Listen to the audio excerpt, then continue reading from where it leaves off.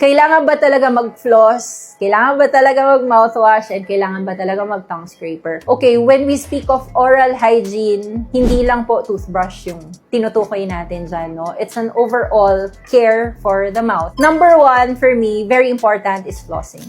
Kasi your toothbrush can reach so much. Hindi talaga lahat. So, yung mga in-betweens, kailangan fino-floss natin yan kasi dyan po nagtatago yung mga bacteria na nagkakos actually ng bad breath sa atin. So, yes, it's a requirement for me. In fact, you have to do your flossing even before you do your brushing. Ang mouthwash naman, it's optional. It depends on your current condition kasi there are times na kailangan mo siya to facilitate yung proper delivery of fluoride or antimicrobials doon sa mouth mo, especially if na-diagnose na merong imbalance or meron talagang odor. Yun, sometimes kailangan natin, but it's not a requirement. It's not something na dapat nandun palagi. Kay tongue scraper, for me, it's important also to make sure na yung dila natin, nalilinis din natin. Kasi yung dila natin, yung surface ng tongue natin, maraming irregularities yan where bacteria can actually hide and thrive. So yes, kasama po yan sa nililinis.